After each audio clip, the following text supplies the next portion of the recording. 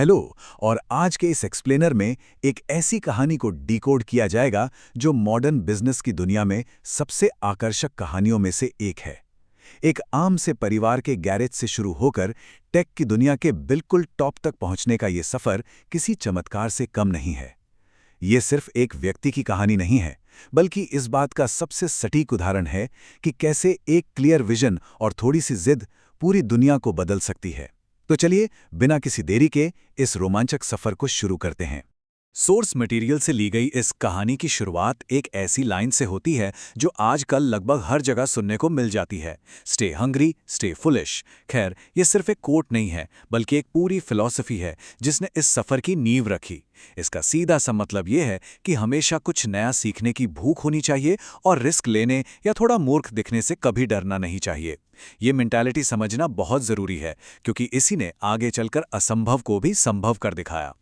अब जरा इस नंबर पे गौर करते हैं, $10 बिलियन।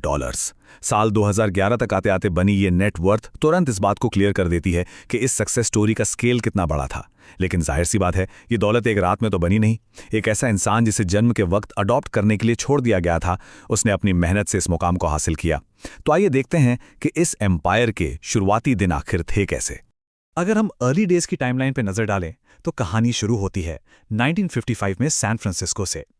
1960s के दशक में अपने फैमिली गराज में इलेक्ट्रॉनिक्स के साथ छेड़छाड़ करने से लेकर एक्सेलेंस का रास्ता यहीं से बना।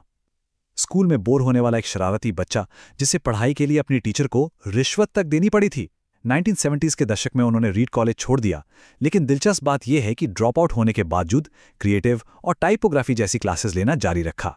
1974 में अटारी में काम करना और फिर भारत का सफर करना, ये सब वो एक्सपीरियंस थे जिन्होंने आगे चलकर उनके विजन को एक सॉलिड आकार दिया।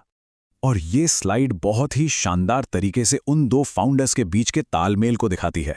एक तरफ थे स्टीव वोज़नियाक, जो एक इंजीनियरिंग जीनियस थे और जिन्होंने यूजर फ्रेंडली कंप्यूटर डिजाइन किए। दूसरी तरफ मार्केटिंग के विजनरी स्टीव जॉब्स थे, जिनका पूरा फोकस बिजनेस पर था। स्टार्टअप को फंड करने का इनका तरीका ही इनके डेडिकेशन को बता देता है। वोज़नियाक ने अपना साइंटिफिक कैलकुलेटर बेचा, जबकि जॉब्स ने अपनी बेहद पसंदीदा फोक्सवैगन बस बेच डाली ताकि उनके सपने को उड़ान मिल सके। यहां एक बहुत ही कमाल की डिटेल है। एप्पल वन का प्राइस टैग देखिए, सटीक $666 और 66 सेंट्स। ये बस एक रैंडम कीमत नहीं थी, बल्कि टेक्नोलॉजी को आम लोगों की पहुंच मिलाने का एक बहुत बड़ा कदम था। इस एक अकेले प्रोडक्ट ने उस वक्त लगभग $774,000 की कमाई की।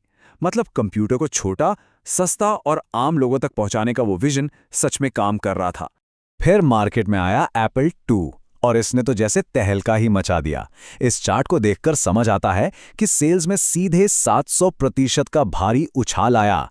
ये फिगर $139 मिलियन तक जा पहुंचा। ये इस बात का सबूत था कि कंज्यूमर टेक मार्केट में सच में एक बहुत बड़ी क्रांति आ चुकी थी। इस सक्सेस ने एक नए माइलस्टोन को जन्म दिया। 1980 में जब कंपनी पब्लिक हुई तो पहले ही दिन की ट्रेडिंग के एंड तक इसकी वैल्यूएशन $1.2 बिलियन तक जा पहुंची। ये अपने आप में एक अनबिलीवेबल अचीवमेंट थी। ये सोचने वाली बात है कि सिर्फ 5 साल पहले एक गराज से शुरू हुई कंपनी अब एक $1 बिलियन ब्रांड बन चुकी थी।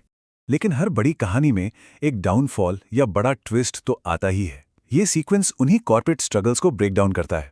जॉन स्कली को सीईओ बनाया गया, लेकिन प्रोडक्ट्स में कुछ खामियों की वजह से नेगेटिव फीडबैक मिलने लगा। इसी बीच IBM ने मार्केट पर अपना पूरा दबदबा बना लिया। 1984 में जो मैकिन्टॉश लॉन्च हुआ वो शानदार तो था, लेकिन IBM के साथ कंपैटिबिलिटी ना होने की वजह से स्ट्रगल करता रहा। नतीजा यही हुआ कि कंपनी के अंदर ही इतने मतभेद बढ़ गए कि 1985 में उन्हें अपनी ही बनाई कंपनी से बाहर जाना पड़ा।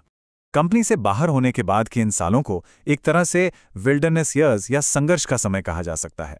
इन दो अलग अलग वेंचर्स को साइड बाय साइड देखना काफी इंटरेस्टिंग है। एक तरफ नेक्स्ट था, जो हार्डवेयर और सॉफ्टवेयर में था, पर शुरुआत में काफी स्ट्रगल कर रहा था। वहीं दूसरी तरफ था पिक्सार एनिमेशन स्टूडियोज, जिसने टॉय स्टोरी और फाइंडिंग नीमो जैसी ब्लॉकबस्टर हिट्स थीं, $4 बिलियन कमाए और एंड में डिज्नी के साथ मर्ज हो गया। और दिलचस्प बात देखिए, नेक्स्ट को खुद एप्पल ने ही $429 मिलियन में खरीद लिया। और बस यहीं से कहानी में एक जबरदस्त वापसी होती है। 1997 वो साल था जब एप्पल, जो उस वक्त मार्केट में अपनी पकड़ खो रही थी, उसने नेक्स्ट को एक्वायर कर लिया। इस डील का सबसे बड़ा नतीजा ये निकला कि वो विजनरी फाउंडर जिसने गैरेज से इसकी शुरुआत की थी, वो 1 दशक से ज्यादा समय के बाद वापस अपने घर लौट आया। वापस आने के बाद नई मैनेजमेंट टीम के साथ एक बहुत ही कड़ा और अनएक्सपेक्टेड फैसला लिया गया। ये नंबर देखिए, सिर्फ $1। ये उनकी खुद से तय की गई एनुअल सैलरी थी। ये कदम पर्सनल वेल्थ बढ़ाने के बजाय डूबती हुई कंपनी को बचाने के मिशन पर पूरी तरह से फोकस होने का एक बहुत ही पावरफुल मैसेज था। और इस $1 की सैलरी और नए फोकस का रिजल्ट क्या निकला? इनोवेशन की एक ऐसी लहर जिसने सब कुछ बदल कर रख दिया। iMac, iPod, आईफोन और मैकबुक एयर जैसे प्रोडक्ट्स की एक पूरी लाइनअप आई। एक ऐसी सीरीज जिसने ना सिर्फ कॉम्पिटिटर्स को पीछे छोड़ दिया बल्कि ग्लोबल कंज्यूमर टेक को हमेशा के लिए रीडिफाइन कर दिया। आइए अब इस एक्सप्लेनर के अगले हिस्से की तरफ बढ़ते हैं, परोपकार, एक जटिल विरासत। यहां हम आलोचनाओं और योगदान दोनों की जांच करेंगे। अगर फैक्ट्स को बिल्कुल वैसे ही देखा जाए जैसे वो सोर्स में मौजूद हैं, तो एक काफ़ी कॉम्प्लेक्स पिक्चर सामने आती है। शुरुआत में न्यूट्रिशन के लिए स्टीफन पी जॉब्स फाउंडेशन बनाया गया था, लेकिन 1987 में कॉस्ट सेव करने के लिए कॉरपोरेट दान कार्यक्रमों को कट कर दिया गया, जिसकी आलोचना भी हुई। हालांकि बाद में स्टैनफोर्ड हॉस्पिटल को $50 मिलियन का डोनेशन और एड्स रिसर्च के लिए गुप्त रूप से दी गई भारी राशियां भी इसी लेगेसी का हिस्सा हैं। आखिर में आकर ये पूरी लेगेसी इस एक क्लियर दूरदृष्टि से डिफाइन होती है। इनोवेशन ही एक लीडर और एक फॉलोअर के बीच अंतर करता है। ये सिर्फ ग्राहकों से उनकी ज़रूरतें पूछने तक सीमित नहीं था, बल्कि ग्राहकों को ये पता होने से पहले ही कि उन्हें क्या चाहिए, उस ज़रूरत का अनुमान लगाने और उसे एक बेहतरीन डिज़ाइन के साथ डिलीवर करने के बारे में था। इस एक्सप्लेनर को ख़त्म करते हुए एक आखिरी सवाल यहाँ छोड़कर जाते हैं। आज की इस तेज़ी से बदलती टेक दुनिया में एक लीडर को फॉलोअर से सच में क्या अलग करता है? ये कहानी सिखाती है कि आज का मॉडर्न बिजनेस वर्ल्ड उन्हीं लोगों से शेप होता है जो बने बनाए रास्तों पर चलने के बजाय अपने लिए बिल्कुल नए रास्ते बनाते हैं।